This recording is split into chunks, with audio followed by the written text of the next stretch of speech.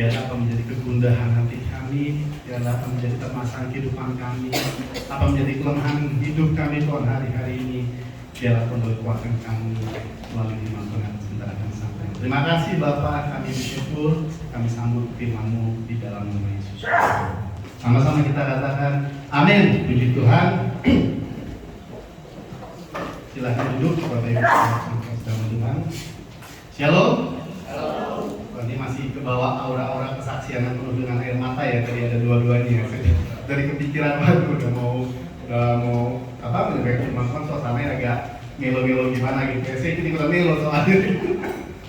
Ya, puji Tuhan. Berapa banyak hari ini yang diberkati Tuhan? Boleh angkat tangan? Boleh bilang ke kanan kirinya Tuhan Yesus baik. Boleh salaman, boleh tos, terserah. Sebentar, diulang. Saya nggak kedengaran dari sini suaranya. Coba yang lebih kencang, yang lebih dahsyat. Teriak Tuhan Yesus baik.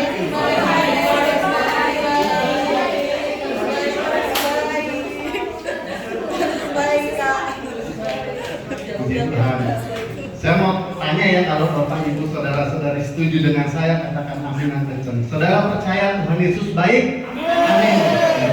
Demikian saya juga percaya bahwa Tuhan Yesus baik buat kita semua, walaupun masalah boleh datang gitu ya, Bapak Ibu, walaupun ya seperti yang tadi kita dengar gitu ya dari kesaksian-kesaksian saudara-saudara kita, tapi kita percaya melihat bahwa Tuhan bekerja luar biasa dalam kehidupan mereka. Puji Tuhan Bapak Ibu.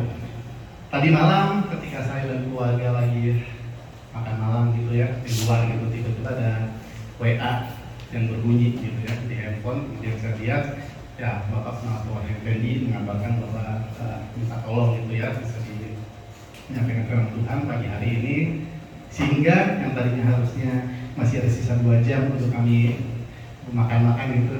Oke, segera selesai kita pulang.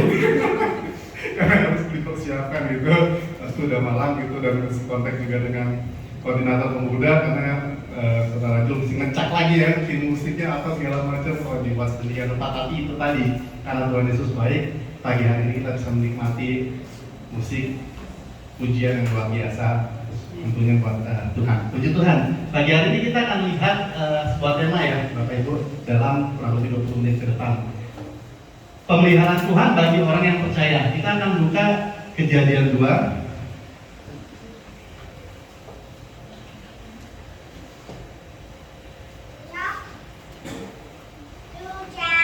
Kejadian 2 ayat ke-8 sampai dengan ke-25.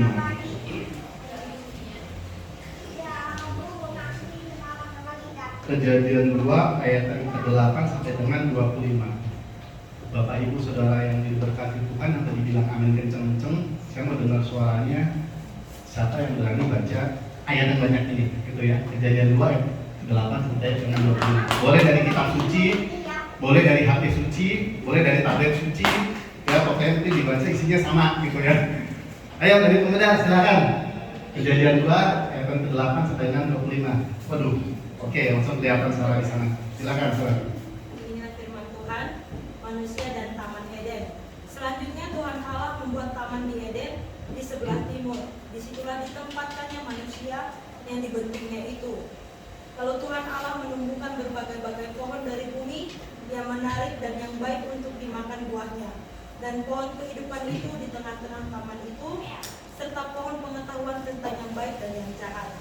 Ada suatu sungai mengalir dari Eden untuk membasahi taman itu, dan dari situ sungai itu terbagi menjadi 4 cabang, yaitu pertama namanya Pison, yakni yang mengalir mengelilingi seluruh tanah Hawila tempat emas ada, dan emas dari negeri itu baik. Di sana ada damar, bedolah, dan batu krisopras.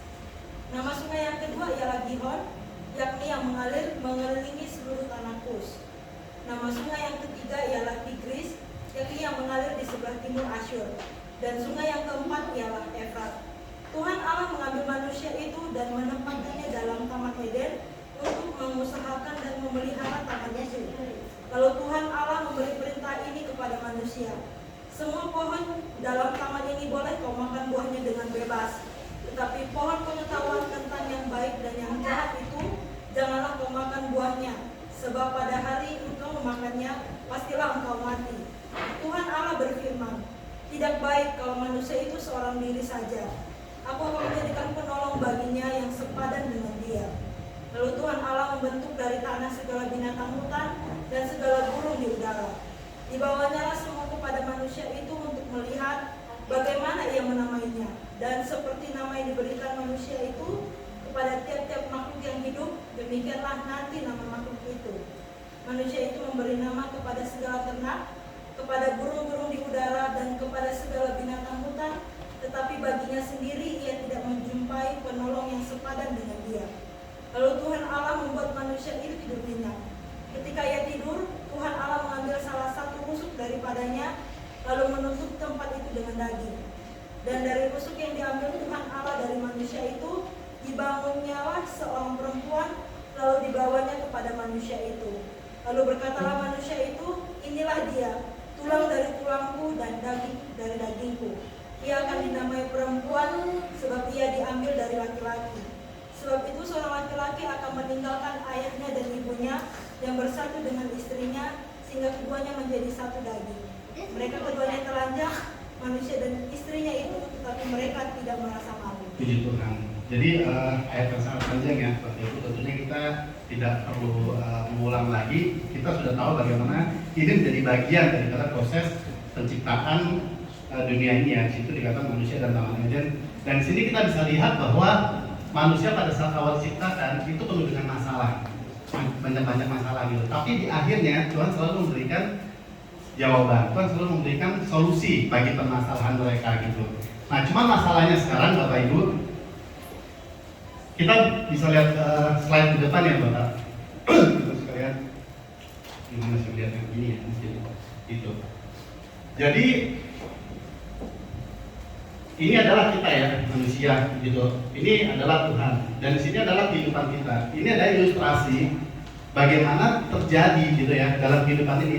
Sudut pandang kita dengan sudut pandang Tuhan tuh terkadang nggak sama, gitu ya. Dalam konteks ini kita bisa lihat bahwa kita melihat kalau dari sisi manusia ini dia bisa lihat ini dulu Pak. M ya, di sini sudah ada. Pemikiran dia ini adalah M, tapi Allah melihat bahwa ini adalah W. Ini ilustrasi saja ya Bapak Ibu. Sebetulnya kehidupan ini cara pandangnya, paradigma melihatnya ini yang menjadi masalah gitu. Kadang-kadang sebuah berkat di depan kita anggap ini sebuah masalah. Tapi mungkin buat Tuhan tidak. Tuhan sedang menyiapkan sesuatu yang baik buat kita. Gitu ya, ini ilustrasi. Sekarang kita mau melihat ya Bapak Ibu. Saya coba mengilustrasikan agar lebih jelas gitu ya. Terkadang kita hari-hari ini kan sedang banyak yang sakit ya, termasuk kami juga keluarga kemarin seminggu juga tepar juga gitu ya. Ganti-gantian gitu. Saya kemudian Aurel terakhir kemarin ya sudah sembuh. Kadang-kadang ya sebagai manusia udahlah tenang aja lah, kita ada asuransi yang nanggung kok gitu. Kadang-kadang saya juga kadang-kadang jelek-jeleknya mikir, istri saya suka khawatir kan, ayo dong Pak sehat, ayo kamu harus beraktivitas sama segala macam.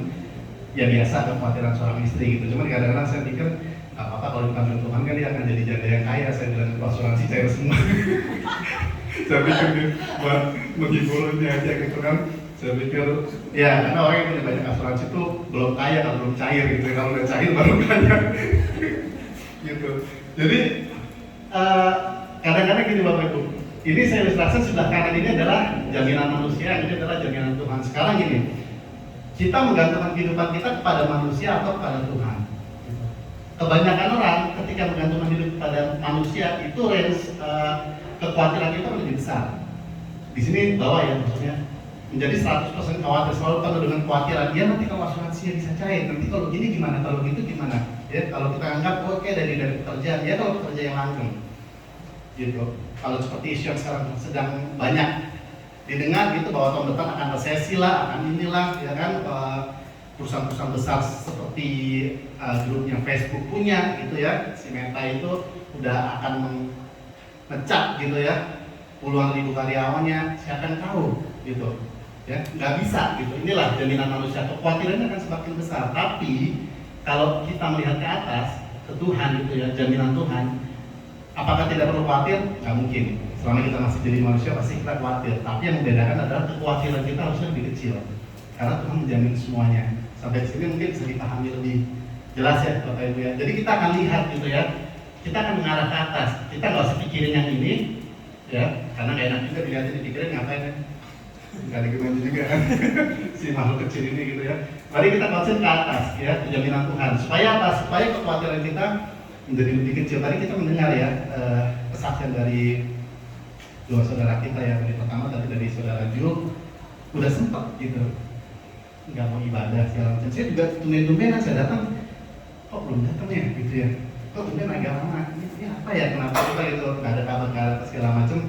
Ya ternyata memang terjadi sesuatu. Tapi konteks pagi harian ini adalah ya Jul sudah melakukan yang ini gitu. Dia sudah melihat jaminan Tuhan dan curhat dengan Tuhan di depan sini di hadapan jemaatnya. Dan saya percaya bahwa Tuhan akan kasih kekuatan yang luar biasa. Ya ada satu lagi tadi juga saya lupa namanya siapa? Agnes gitu. Agnes sama Kristin agak-agak ketukar-tukar gitu ya. Padahal kan mirip loh ya. Itu cara pandang. Cara pandang. Oke, balik lagi. Tadi diceritakan punya kerinduan, ingin kuliah, ingin apa segala macam, pokoknya mau keluar bersikeras gitu tadi ya ceritanya, kekeh gitu ya. Bahasa Jermannya tuh kekeh gitu. Ya, bahasa Indonesia tuh apa kalau kekeh? Bersikeras. Bahasa Pos gitu, keras kepala gitu. Pokoknya gua harus keluar gitu. Tapi tetap tentunya mengandalkan Tuhan gitu. Tadi disaksikan gitu ya. Tentunya dia punya kekhawatiran lebih sedikit. Dan akhirnya apa? Tuhan kasih pertolongan dan sampai hari ini bisa bersaksi seperti yang tadi kita dengar gitu. Tentunya beberapa tahun ke depan kita akan dengar kesaksian bahwa sudah lulus dengan nilai yang baik gitu ya. Puji Tuhan. Kita lihat slide berikutnya. 6 jaminan dari Tuhan dari ayat yang tadi kita baca. Saya sudah simpulkan, jadi kita nggak usah baca lagi ayatnya ya. Ini saya nggak tahu ya, sebetulnya kemarin saya udah waktu bikin slide itu udah dibuat sedemikian rupa supaya hurufnya kontras. Begitu sampai sini kenapa jadinya begini saya juga nggak ngerti gitu ya. Tadi coba edit juga karena waktunya agak keburu gitu ya. Oke, 6 jaminan dari Tuhan. Katanya cuma 20 menit, ini ada 6 gitu jaminan. Yang 6 jaminan Tuhan yang pertama adalah Kejadian 2:8 yang tadi kita baca. Tuhan menyediakan tempat yang baik bagi kita. Tadi diceritakan Tuhan taruh kita di sana gitu ya. Tuhan tidak akan pernah salah menempatkan kita pada satu kondisi tertentu. Ya, bisa menjadi salah. Ya, kalau kita belum memahami kehendak Allah. Ya, beberapa minggu yang lalu kita mendengar kesaksian dari Ibu Grecia, gitu ya, istri daripada Bapak Semi Simulan Sini Siregar gitu ya, Semi Simulan satu lagi gitu ya, dari Ibu Siregar gitu ya, mencoba ikut gitu ya, dan apa bersifat, wah pokoknya 1 bulan nih gue bisa nih, ya, ternyata berapa lama? Hampir 2 minggu gitu ya, belum sampai setengahnya, 2 minggu pun masih hampir 2 minggu sudah kembali lagi ke habitatnya gitu ya. Mungkin dalam kaca manusia itu kok di sana gitu, kok di tempat seperti ini susah kayaknya gitu. Itu nggak bisa bilang. Menurut kita itu salah gitu, tapi kita nggak tahu. Mungkin pandangan Tuhan tadi yang tadi kita lihat yang tadi mungkin Tuhan lihatnya adalah itu. Kita nggak tahu, kita tahu setelah nanti gitu ya, ternyata maksud Tuhan begini gitu ya. Contoh dalam Alkitab kita tahu cerita Yusuf dalam hidupnya pernah mengalami peristiwa yang buruk, dicelakai saudara-saudaranya, difitnah hingga dia dimasukkan ke dalam penjara. Itu dari Kejadian 39. Namun Yusuf tetap setia pada Tuhan sampai akhirnya kondisinya dipulihkan oleh Tuhan dan Yusuf dimampukan untuk memahami apa maksud Tuhan dalam hidupnya. Itu ada pada ayat yang kelima dan ketujuh dari Kejadian pasal 39. Di sini saya coba tegaskan ya, kondisinya dipulihkan oleh Tuhan dan Yusuf dimampukan untuk memahami. Ya, jadi kita nggak bisa tuh sok-sokan kita pengen, pokoknya gue tahu nih Tuhan maunya kayak gini nih, ya kan? Kalau kita sesama manusia kita pasti bisa nebak-nebak, berasumsi gitu kan. Gue tahu nih, gue maksudnya ini nih, modus nih, ya kan? Modus nih, kalau manusia gitu. Kadang-kadang kita juga suka bahasa kerennya kayak sok ujon gitu. Kalau bahasa DPR kan sering banget dengan sok ujon gitu. Sok ujon dengan Tuhan gitu. Tuhan maunya kayak gini nih, ya. Kalau Tuhan belum kasih kita kekuatan, kalau Tuhan belum memampukan kita, kita nggak akan pernah bisa mencapai mencapai titik di mana kita bisa ngerti benar maksud Tuhan. Itulah sebabnya kita perlu berdoa, kita perlu membangun hubungan yang intim dengan Tuhan supaya apa? Supaya chemistry-nya dapat gitu loh. Ya, sama kalau misalkan kita sudah menikah, pasti semakin lama kita menikah, pasti akan tahu nih kalau istri sudah begini, ini maunya apa nih? Ya? Istri saya nggak ngapa-ngapain, dia aja sudah tahu. Pasti udah tahu kalau dia lagi diem gitu ya. Ya, kadang-kadang cuman ekspresi kepala aja saya udah tahu gitu ya, karena sudah begitu lama. Mungkin yang pemuda-pemuda contohnya kan sudah menikah, makanya menikah cepat-cepat gitu ya, biar bisa paham gitu. Ya, atau kita punya teman dekat, punya kakak, punya adik, pasti seperti itu. Ya, tadi Jun menyaksikan dengan video call aja lihat keluarga di sana tadi ya, udah bisa transfer tuh rasanya gitu. Tapi orang lain mungkin nggak seperti itu. Atau tadi saya sempat bilang, saya ikut terharu karena saya dengan dia udah cukup dekat. Jadi kayak yang memahami ininya dia gitu, pada saat dia bersaksi rasa ingin nangisnya apa segala macam gitu. Cuma tadi saya mau ambilin tisu nggak enak kan gitu kan. Kalau bisa cewek yang ngambilin, masa saya ngambilin, soulmate dong kita ya. Gitu ya, itu bisa memahami karena ada hubungan yang dekat. Jadi itu dimaksudnya Bapak Ibu, supaya kita seperti Yusuf dimampukan untuk memahami apa maksud Tuhan, kita mesti bangun hubungan yang erat dengan Tuhan. Itu yang pertama, percayalah bahwa Tuhan menyediakan tempat yang baik bagi kita. Yang kedua, pada ayat yang 9-14 dan cerita tadi kita baca, Tuhan memberikan fasilitas lengkap sesuai kebutuhan. Tadi kita baca ya kan, Tuhan menyediakan semuanya sesuai kebutuhan kan. Ada disediakan mobil nggak di sana? Waktu kita baca tadi, nggak ada ya. Mungkin pada waktu itu belum butuh, belum ada mall. Ya. Kalau di tangan ada Tuhan bikin mall, mungkin siapin kali ya. Ada Gojek, ada Gokar segala macamnya supaya bisa kesana si Adam itu kan. Jadi nggak tahu nih dulu tuh ini mana ya gitu ya si Adam itu ya. Tapi Tuhan memberikan fasilitas lengkap sesuai kebutuhannya. Di sini saya tulis, kita merasa kurang karena kita khawatir, betul nggak? Ya, kita merasa takut karena kita khawatir. Kita berpersepsi negatif tentang Tuhan karena kita khawatir. Jangan-jangan Tuhan nggak kayak gini nih. Iya kalau Tuhan jawab, kalau kagak kayak gimana? Ya, bahkan sama Tuhan itu kita masih berpersepsi gitu ya. Padahal jika saja kita percaya bahwa Tuhan sudah tempatkan kita sesuai rencananya, maka seluruh fasilitas itu pasti Tuhan sediakan lengkap. Amin. Gak pakai kurang. Tuhan sediakan lengkap sesuai kebutuhan. Kok dia disediakan begitu? Kok saya cuma sekian ya? Kebutuhan dia dan kebutuhan kita beda. Kok si A diperlengkapi sedemikian rupa, kok saya enggak ya? Kebutuhan dia dan kebutuhan kita beda. Itu way-nya Tuhan yang tadi pertama kita ya, sudut pandangnya Tuhan. Sudut pandang kita bilang kurang, tapi tidak gitu. Itulah makanya saling memperlengkapi, dan Tuhan bilang bahwa kalau kita bicara dalam lingkup pelayanan, dimensi pelayanan kan bagi orang besar yang berperan sebagai tangan, kepala, kaki, karena fungsinya masing-masing. Itulah tujuan kita diperlengkapi. Jadi yang kedua, Tuhan memberikan fasilitas lengkap sesuai kebutuhan. Itu 6 jaminan dari Tuhan. Yang ketiga, nah ini paling enak nih, sudah diperlengkapi, disediakan, diberi kehendak bebas untuk mengelola. Bayangin, Tuhan sudah kasih, Tuhan perlengkapi, lu dikasih dikasih wewenang, dikasih kehendak bebas untuk mengelola. Tuhan gak intervensi sama sekali di sana ya.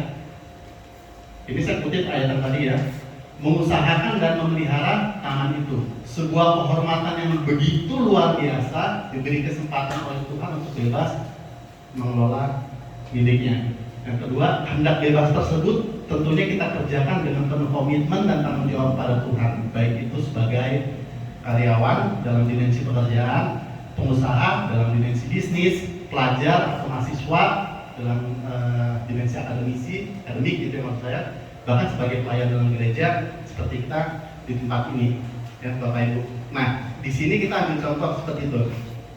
Kita dipercayakan oleh Bapak Gembala kita ya, Bapak Pendeta Karel, untuk mengelola pelayanan sedemikian rupa. Dibagi-bagi, ada komisinya gitu ya, ada ketuanya, ada apa segala macam. Ya, diperlengkapi dan diberikan kehendak bebas untuk mengelola, mengusahakan membuat sesuatu yang menjadi lebih baik. Bagaimana kalau itu aja kita udah oke banget gitu ya, gimana kalau itu Tuhan yang kasih loh. Ya, Tuhan melengkapi kita dan Tuhan berikan kita kehendak bebas untuk mengelola. Tapi yang menjadi catatan adalah ini Bapak Ibu ya, kehendak bebas tersebut tentunya kita kerjakan dengan penuh komitmen dan tanggung jawab pada Tuhan. Saya selalu menggarisbawahi kepada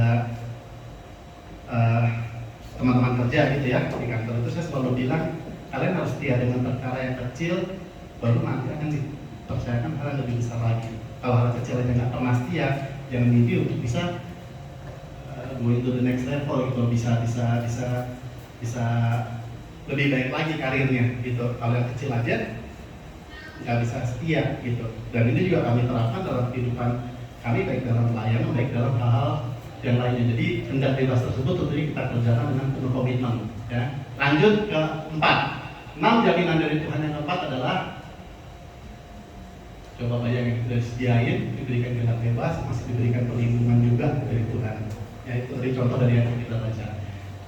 Pada dasarnya Tuhan akan memberikan ya peringatan kepada kita mana yang boleh, mana yang tidak boleh, dan Tuhan kasih tahu lengkap dengan konsekuensinya.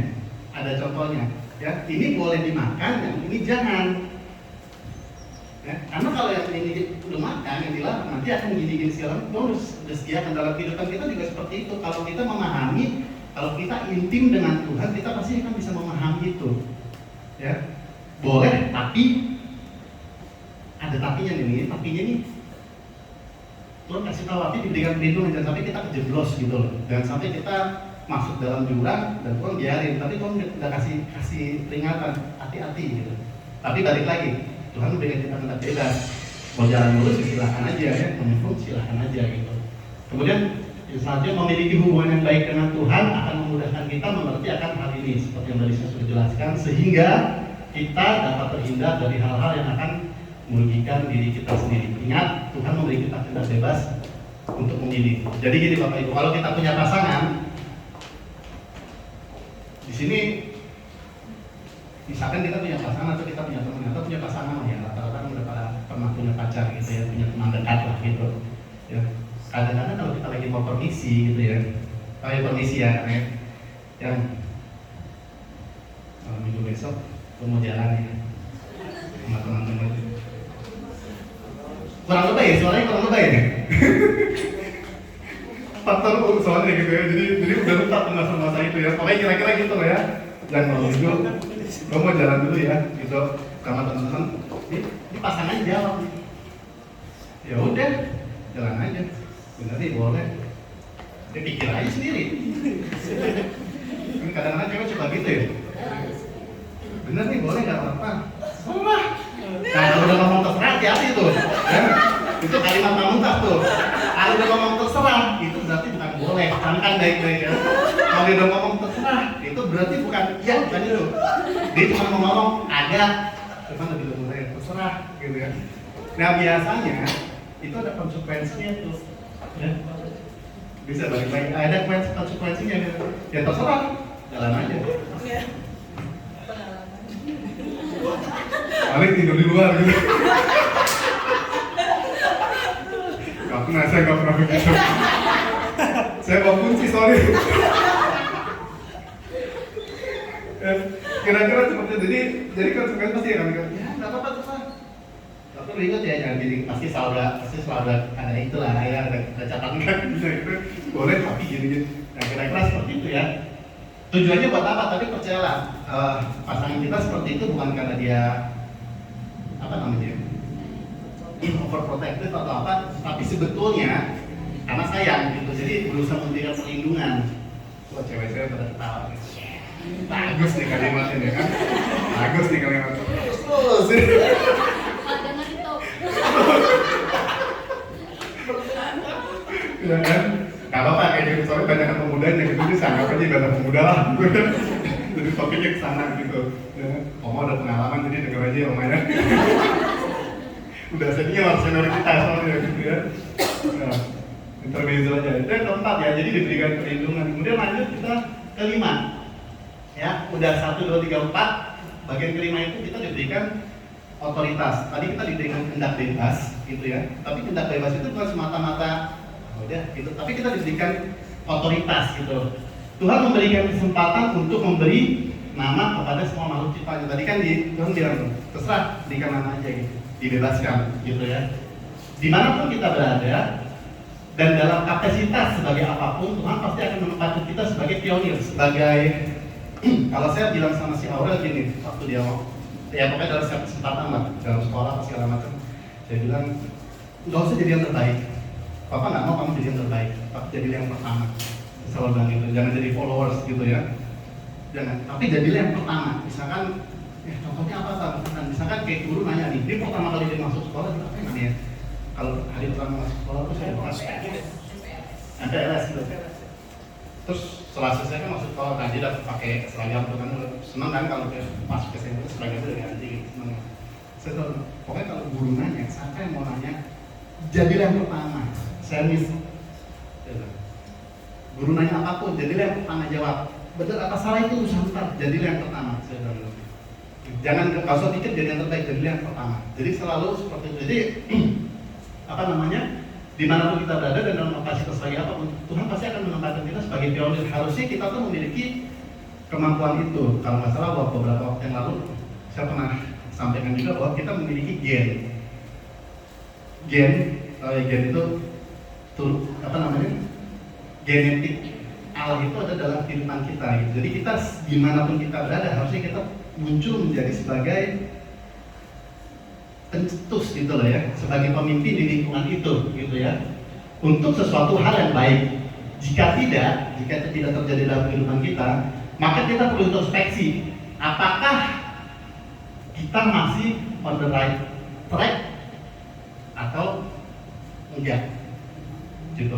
Kita mesti lihat, kalau kita on the right track dengan jalur yang Tuhan, itu Tuhan sediakan otoritas buat kita. Jadi mungkin kita bisa bilang, saya siapa ya? Gak mungkin lah saya bisa bisa jadi star di sana, nggak mungkin masih bisa jadi star di lingkungan itu. Kalau kita di tracknya Tuhan kasih kita otoritas loh. Tuhan akan atur semuanya supaya kita naik menjadi pemimpin di sana, dimanapun. Ya, diaminkan kali ini? Amin ya. Itu jadi dimanapun kita berada, kita pasti menjadi yang nomor satu, bukan jadi yang terbaik, tapi jadi yang nomor satu. Yang terakhir, ini kalimat paling enak didengerin. Yang terakhir, yang keenam, diberikan partner yang tepat. Nah, diberikan partner yang tepat ini saya bagi menjadi 25 bagian. Waduh, sudah demen. Enggak ya, gitu ya. Tadi saya janjikan 20 menit gitu ya, udah lewat 5 menit. Dan terakhir ada diberikan partner yang tepat ya. Jadi, jika kita belum mendapatkan partner yang tepat ya, katakan rekan bisnis mungkin ya, pasangan, sahabat dan sebagainya. Kalau si Eva sama orang tuh lagi besti-bestian nih, gitu ya. Pokoknya tiap lagi mau main gitu, atau gimana terjadi pasti ada berantem-berantemnya dulu tuh. Dan terus mereka di sini battle mereka. Gitu. Bisa jadi itu bukan dari Tuhan gitu. Kalau kita belum mendapatkan partner yang tepat ya. Tepat dan baik menurut pandangan kita, yang tadi kita lihat M tadi itu, belum tentu tepat dan baik menurut pandangannya Allah. Karena apa? Karena Allah melihatnya sebagai way, gitu ya. Jadi pandangan kita dengan pandangannya Tuhan itu berbeda, gitu. Jadi kalau misalkan itu sudah sesuai dengan pandangannya Tuhan, percayalah bahwa itu adalah partner yang tepat, yang terbaik Tuhan sediakan buat kita. Kalau belum, ya berarti memang belum, gitu ya. Berarti bukan dari Allah. Dalam konsep ini, Tuhan memberikan kita penolong, bukan pembaca gitu. Bukan apa? Bukan perongrong, ya. Partner itu Tuhan sediakan sebagai penolong, bukan perongrong, gitu. Jadi kita lihat baik-baik gitu ya.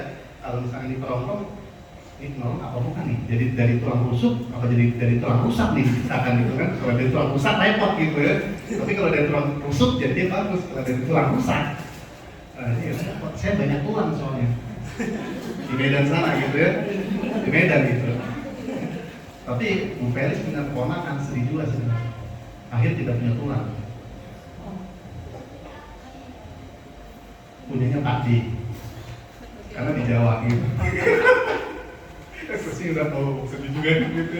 Karena bukan orang tulang itu artinya paman gitu ya di Batak gitu ya. Jadi kalau bukan Batak tidak punya tulang, betul ya? Namanya Pak D gitu ya. Jadi dalam konsep ini Tuhan memberikan kita penolong dan penolong. Jadi ya Bapak Ibu, saudara-saudara yang terkasih, kalau partner kita selama ini bukan malah sebagai penolong, maka wajib tanya siapa? tanya Tuhan, bukan tanya teman, ya kan? Bukan tanya saudara, bukan tanya bestie kita gitu ya, tapi tanya Tuhan. Tepatkah dia untuk kita Tuhan? Tepatkah dia untuk saya gitu? Ya kan? Kalau kita intim dengan Tuhan, percayalah Tuhan jawab apa? Kita pasti tahu maksud Tuhan. Oh, ini dari Tuhan, ini bukan dari Tuhan. Kesimpulan, 6 jaminan dari Tuhan pada Kejadian 2 ayat 8 dan 25. Yang pertama, jaminan kita diberikan tempat yang baik. Yang kedua, jaminan kita diberikan fasilitas lengkap sesuai dengan kebutuhan kita. Yang ketiga, diberikan kehendak bebas untuk mengelola. Jaminan yang keempat, diberikan perlindungan. Jaminan yang kelima, diberikan kapasitas sebagai pemimpin, tadi diberikan otoritas. Yang keenam, diberikan penolong. Jadi sekarang Bapak Ibu saudara-saudari, saya mau tanya, lebih enak kita digaransi oleh jaminan manusia apa oleh jaminan Tuhan? Wah, kurang ragu nih, kayaknya belum dikasih otoritas. Saya kasih otoritas untuk menjawab deh, ya. Saya kasih otoritas untuk melihat deh, gitu ya. Ya, lebih enak digaransi oleh jaminan manusia atau jaminan Tuhan? Jaminan Tuhan, gitu ya. Supaya apa? Supaya kekhawatiran kita dikit aja, gitu ya. Udah anak Tuhan, udah gereja, udah pelayanan, khawatirnya masih gede. Kita lihat jaminan manusia atau jaminan Tuhan. Ya, boleh khawatir, tapi kecil aja. Karena ada lagu ini, jangan kamu khawatir, burung di udara dipelihara, gitu ya. Puji Tuhan. Tuhan memberkati, demikian yang bisa dibagikan. Bapak Ibu, mungkin saya bisa undang pemain musik boleh ke depan, kita nyanyi satu lagu dulu.